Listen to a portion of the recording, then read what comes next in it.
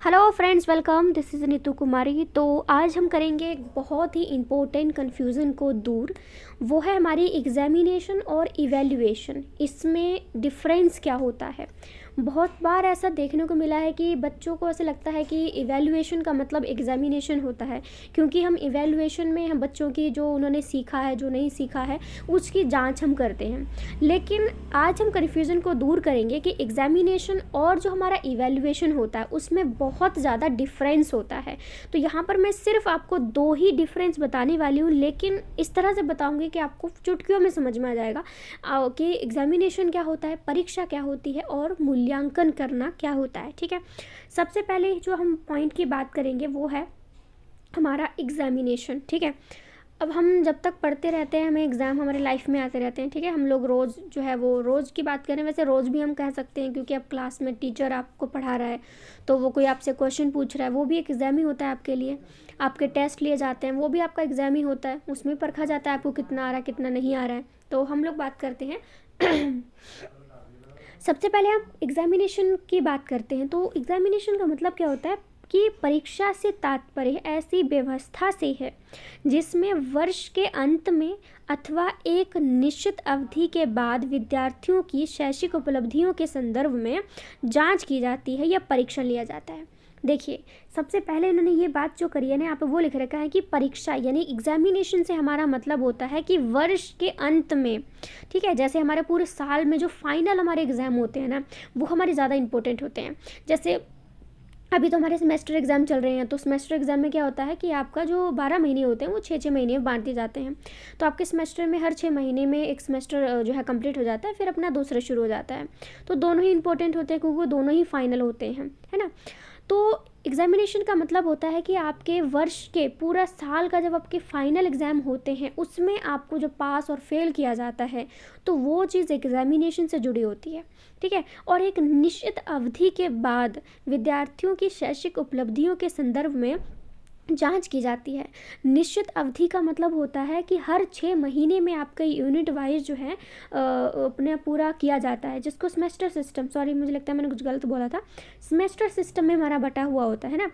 तो 6 महीने में हमारा एक सेमेस्टर आ जाता है। ठीक है, फिर उसके अगले में हमारा पूरा फाइनली पूरा जो साल है हमारा कंप्लीट हो जाता है। तो एग्जामिनेशन क्या होती है, एक ऐसी व्यवस्था होती है जो आपके साल के अंत में आपके लिए जाते हैं कि पूरे साल में टीचर ने आपको क्या पढ़ाया, कितने सब्जेक्ट पढ़ाए, किस तरीके से पढ़ाए, आपने क्या क्या सीखा, उन सभी का जो एक फाइनल कंक्लूजन निकल के आता है, वो हमारा निकल के आता है फाइनल एग्जामिनेशन में। तो ये हमारी परीक्षा होती है। लेकिन अगर हम इवैल्यूएशन की यहाँ पर बात करते हैं, ठीक है, एक मिनट, अगर हम इवैल्यूएशन की हमें बात करते हैं, तो इवैल्यूएशन का मतलब होता है कि जो शिक्षण अधिगम प्रक्रिया है उसके फलस्वरूप विद्यार्थियों के व्यवहार में निरंतर परिवर्तन आते रहते हैं। कहने का मतलब ये है कि अगर आप एग्जामिनेशन की बात करते हैं, तो जब आपका फाइनल पेपर होता है ना, तब आपको कोई नहीं समझाता है कि बेटा आपको ये क्वेश्चन आ रहा है नहीं आ रहा है, बस वहाँ पर आपके सामने क्वेश्चन पेपर होता है और आप होते हैं। ठीक है, तो आपको जितना आ रहा है आप उतना वहाँ पे लिख के आ जाते हैं। लेकिन जब आपका इवैल्यूएशन किया जा रहा होता है ना, तो ये आपके पढ़ाने के दौरान हो रहा होता है। जैसे अभी 6 महीने के बाद हमारे जो है सेमेस्टर पेपर होंगे, लेकिन उन 6 महीनों के अंतराल में, उन 6 महीनों के दौरान जो आप चीज़ें सीख रहे हैं, ठीक है, उन चीज़ों के लिए जो टेस्ट लिया जाता है बीच बीच में, आपके क्लास टीचर टेस्ट लेता है कि हाँ जी ये 2 चैप्टर करा दिए मैंने, तो आपका जो है वो सोमवार को इसका टेस्ट है। ठीक है, तो ये जो टेस्ट होता है ना, ये हमारा इवैल्यूएशन होता है, क्योंकि टीचर ये देखना चाहता है कि बच्चों को मैंने 2 चैप्टर करा दिए हैं, तो उस बच्चे को 2 चैप्टर समझ में आए हैं या नहीं आए हैं।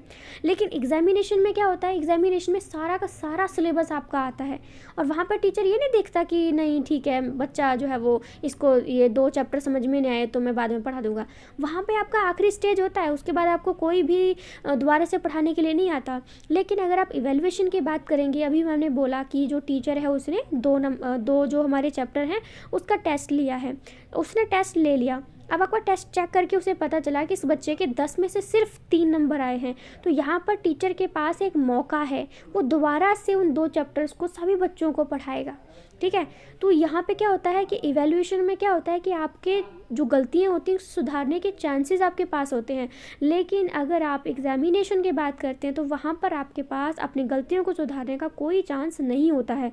वहाँ सीधा आपको रिजल्ट मिलता है पास का या फिर आपको फेल का रिजल्ट मिलता है। लेकिन अगर आप इवैल्यूएशन की बात करते हैं तो पढ़ाने के दौरान आपके जो बिहेवियर है उसमें कोई चेंज आ रहा है या कोई कन्फ्यूज़न है कि कोई चैप्टर समझ में नहीं आ रहा, कोई इक्वेशन समझ में नहीं आ रही है, तो वहाँ पर आपकी जो सारी मदद है वो टीचर के द्वारा कर दी जाएगी।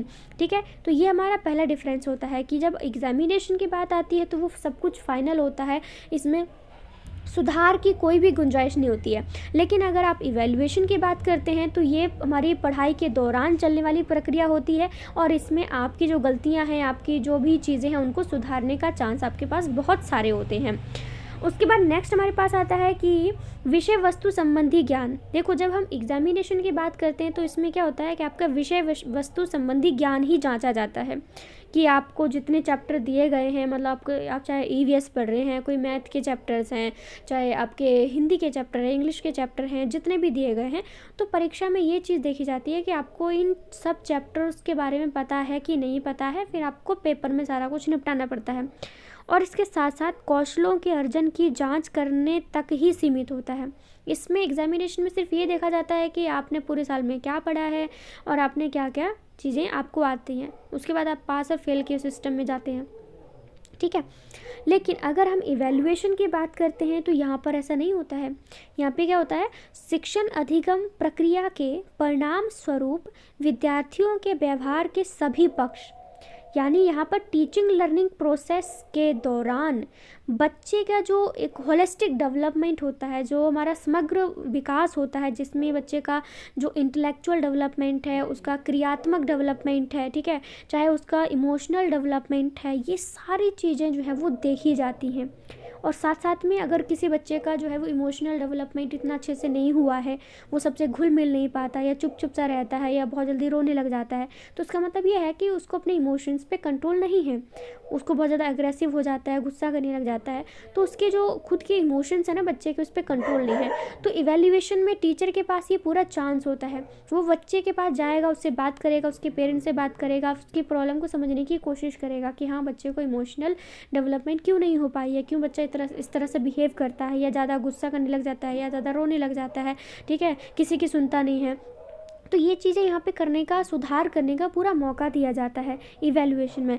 लेकिन एग्जामिनेशन में आपको ये सब चीज़ें नहीं देखी जाती, वहाँ पे सिर्फ ये देखा जाता है कि जो आपको चैप्टर पढ़ाए गए थे पूरे साल में वो आते हैं नहीं आते हैं, बस।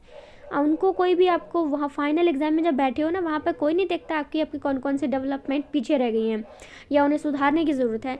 लेकिन इवैल्यूएशन की बात आती है तो आपकी सारी चीज़ों पे फोकस किया जाता है, उन्हें सुधारने की पूरी कोशिश की जाती है।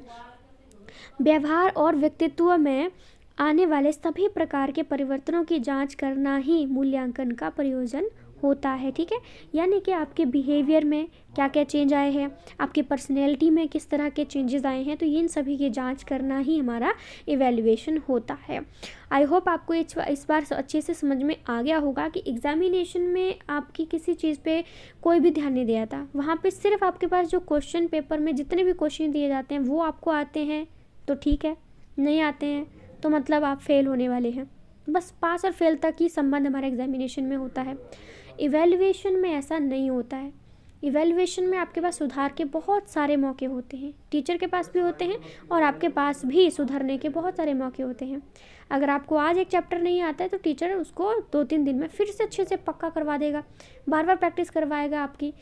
लेकिन एग्ज़ाम में अगर आपको कोई क्वेश्चन आपके सामने आ गया और उस वक्त आपको भूल गया, भले ही आपको वो आता था लेकिन उस टाइम याद नहीं आया, तो वो भूला ही जाएगा। ये नहीं कि आप फिर से जाकर टीचर से बोल दो कि नहीं सर मुझे याद आ गया, मुझे लिख लेने दो, ऐसा नहीं होने वाला।